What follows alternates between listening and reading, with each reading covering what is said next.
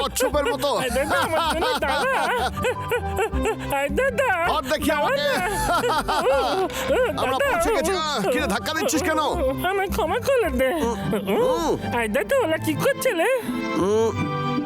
এই ওরে তাড়াতাড়ি কর তোরা, আজকে রাতের ভুড়ি ভোজের আগে যেন সবকিছু ঠিক হয়ে যায়। ডাব্লিউ তোরা এখানে কি করছিস? বন্ধু তোরা আর একটু আগে আসলে ভালো হতো। ঠিক আছে, সেই যখন বলেছিস তখন আমাকে সাহায্য কর, কারণ কাজ অনেক বাকি আছে। কোনো ব্যাপার নয়।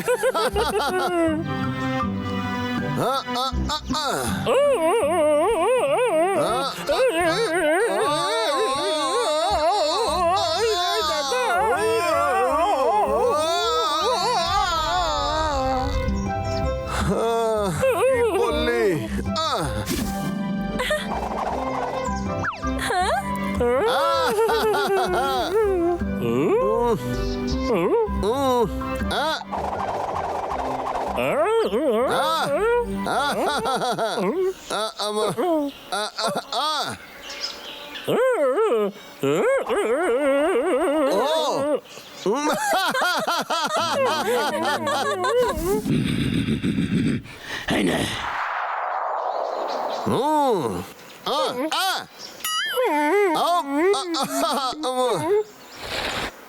মা,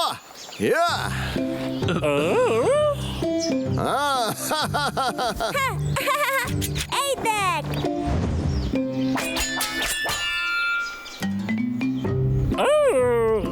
এমন কি?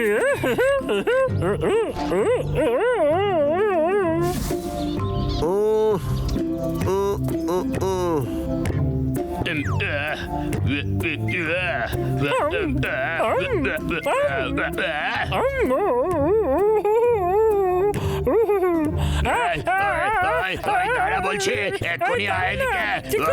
কোথায় যাচ্ছিস তুই?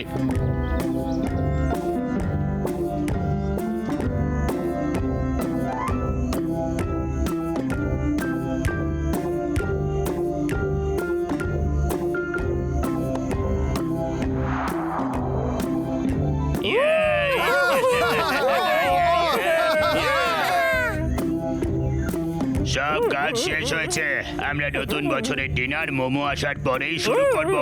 আমি এগুলো খাওয়ার জন্য ধৈর্য ধরতে পারছি না। তো যা বলার আমাকে তাড়াতাড়ি বল। ভারতবর্ষ নতুন একটা সাল সূচনা করতে চলেছে, সেটা নিয়ে একটা পুরনো গল্প আছে। বহু বছর আগে একটা ভয়াবহ রাক্ষস ছিল, তার নাম ছিল বর্ষ। আর বর্ষ মানে হলো বছর। অমাবস্যার রাতের 13তম দিনে তখন এই রাক্ষস বাইরে বেরিয়ে আসতো, লোকের ওপর আক্রমণ করত আর চারিদিক লন্ডভন্ড করে দিত। রাক্ষস আসছে বুঝতে পেরেই লোকেরা জানলা দরজা দিয়ে সারা রাত পাহারায় বসে থাকতো। তারপর লোকেরা বুঝতে পারলো এই রাক্ষস আগুন আর চিৎকারের শব্দ ভয় পায়। এই সেই রাক্ষসের ছবি।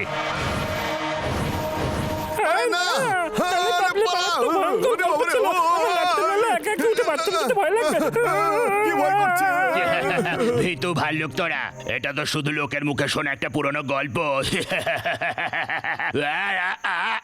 আরে আমার সাহায্য কর, আমার থুতনি গেল।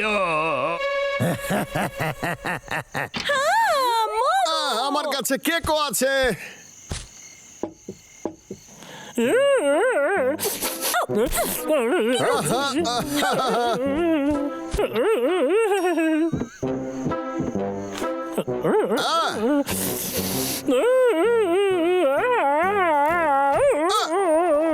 এখনো কেউ খাওয়া শুরু করেনি। তো শুধু একটু চেখে দেখতে চাইছিলাম। আমি তোকে ম্যানার্সের ব্যাপারে শিখিয়েছিলাম না? হাত দিবি না এটা।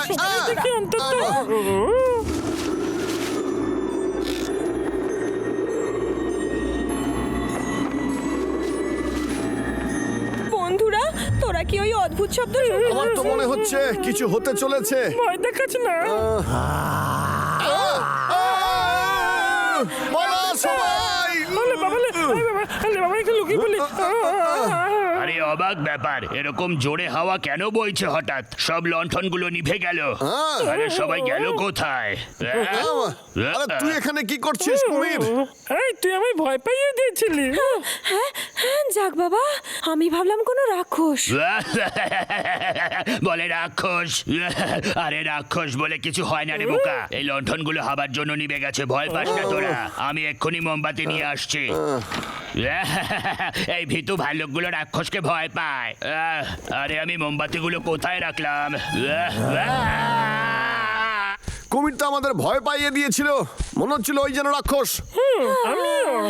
এইসবের জন্য আমার চুলের স্টাইলটা নষ্ট হয়ে গেল।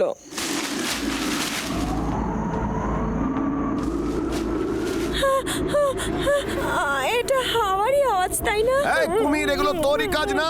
দেখ তুই যাই করছিস এগুলো কিন্তু ঠিক না, বেরিয়ে আয় বলছি।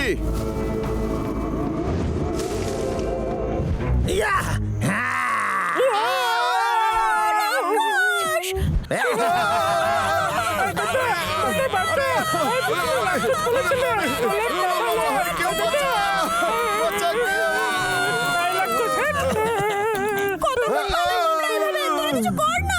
কি করব?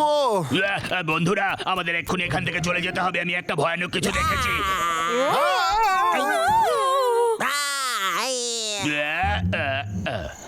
রাক্ষস! কুমির!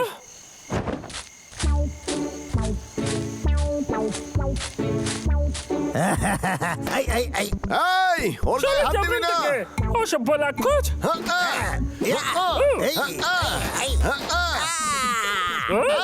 এতে তো কাজই হচ্ছে না।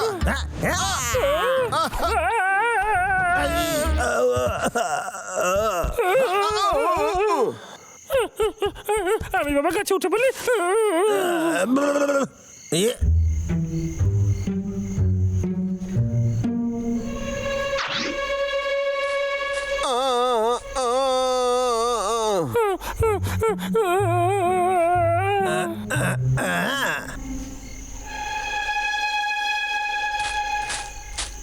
না,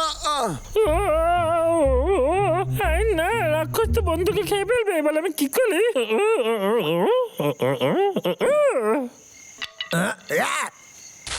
এটাই ভালো সুযোগ।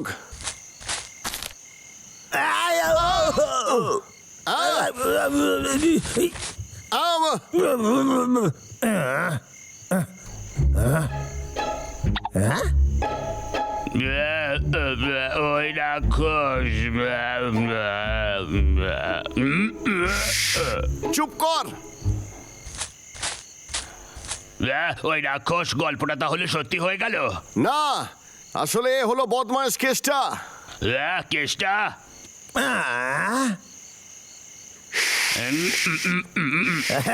এই হদল কুতকুত, বাইরে আয় রে, আয় আয়।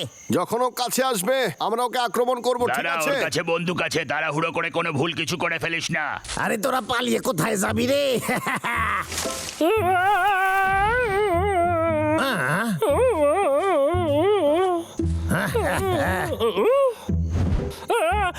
রাক্ষস!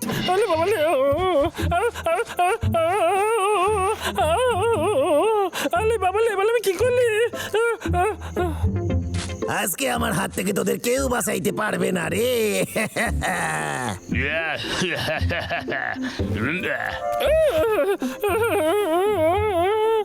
না, আমার ছেলে দাদা। বদমাইশ কেসটা, আমি জানি এটা তুই। এবার মুখোশটা খোল। ঠিকই ধরছিস, আমিই ছিলাম। হ্যাঁ, টাকলুকেরটা রাক্ষস। হ্যাঁ, তো এবার তোদের দুজনকে আমি আমার বন্দুক কই? এই এখন তো একটু বেশি ভয় পাচ্ছিস। এই আমার বন্দুক তোর হাতে গেল কি করে? আর এখন এই এই তোরা আমার কাছ থেকে কি চাস? আমরা আসলে চাইছি, অ্যাকচুয়ালি আমরা এটা চাই যে তুই আমাদের সঙ্গে পার্টি এনজয় কর। এই দেখ আমারে সাইরা দে। এই হদল কুতকুত, এই বাবলু ডাবলু, আমারে সাইরা দে। আমার তর্স হচ্ছে না। ঠিকই বলেছিস। এই কি করতেছিস? এই ফু ফু ফু ফু। না, আরে আমারে বাঁচা।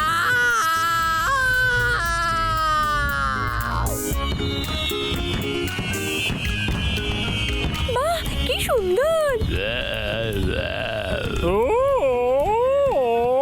কেসটা তাহলে বাজির সঙ্গেও ফেটে গেল। এই পাগলা, আরে দাঁড়া, আমার জন্য কিছু রাখ।